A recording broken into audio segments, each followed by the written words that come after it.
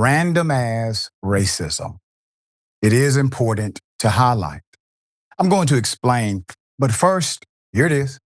Get this loser harassing me. Talking about, do you I have a 2-year-old in luggage waiting on the Uber. Talking about, do you live here? You loser. Look at you. If I slap you, palm your bald head like this. Like this. Palm with your tights on. Go for your jaw, dude. Bond talking about, do you live here? Waiting on the Uber. Shut up. I don't want to hear you. Shut up. Shut up. I don't want to hear you. Shut up. Call them. Shut up. Put up the picture full mass.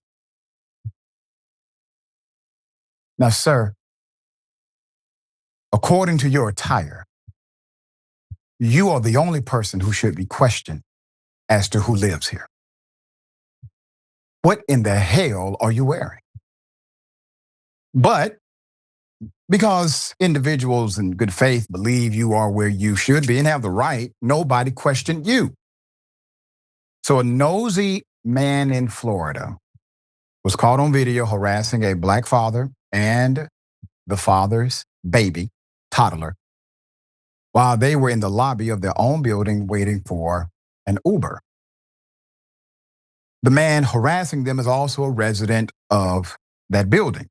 The father attached one caption to his video, which has quickly gained online attention. Quote, "It's 4 a.m. and me and my son have a 6 a.m. flight." He wrote in the caption, quote, "Some random man walks up to me and asks if me or my son lives in the building.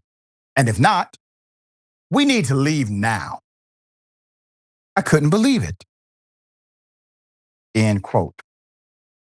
Let's put that picture up again.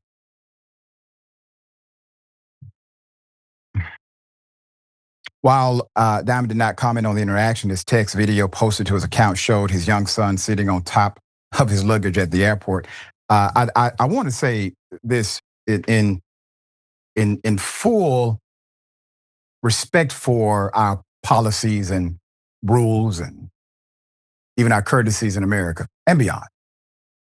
The reason why these stories are actually important, not because the individual story may make a difference in your home, but the fact that it's not an individual story, but it is in fact a microcosm of a macrocosm of stories that exist every day in this country. The reason why we have laws, the reason why we have policies, the reason why we have, hopefully, members of Congress and other publicly elected individuals is because they pass good faith policy and laws and statutes so that what? So that things like this don't go unchecked. Policies are for you. The policy maker is not more important than the policy, because the policy is about how you are governed, how you have rights, and how you are able to exercise those rights if those rights happen to be in threat. Now, it's for you. So when things like this happen, and we've seen it routinely, typically the person who's being the aggressor, they happen to be white male, white female, harassing individuals who are where they're supposed to be. They're not trespassing. They're not committing any crime. They live there. But we've seen individuals stop people from moving, literally cornered them with a cell phone. And there's no arrest, there's no citation. There are multiple ordinances and misdemeanors in that scenario.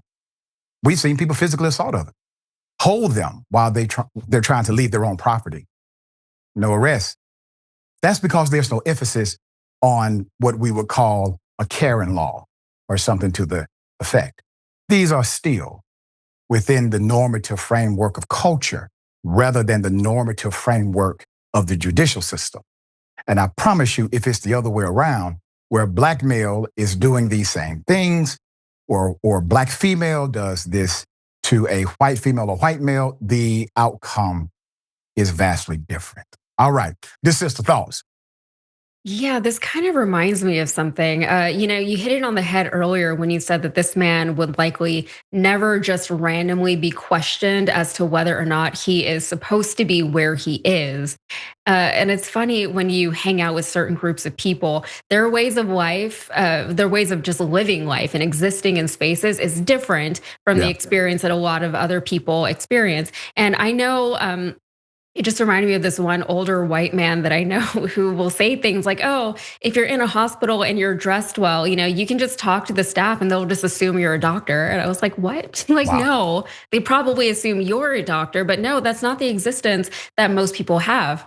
Right. It's not normal, but it's not even his fault. Like, I don't even want to blame him for existing in the world that has been built around him. It's the fact that people around him assume that he's not only supposed to be in places where he's not supposed to be, but also that he is a person of authority in those spaces who deserves respect and deference. And they just assume that. They just give it to him. He didn't ask for it, he didn't assume it necessarily. Maybe now he does, but at first I don't think he did. But that's the response that he got from people. And that is how he has learned to exist in this world. And it says something about our overall culture that I'm talking about black and brown people here, that we still perceive white men as, they deserve to be here, they belong here. Not only that, but they're probably in charge. They're probably somebody important. Like we need to start changing that narrative. We need to stop treating them as such. And maybe we'll see a shift, but I mean, it's not going to happen overnight.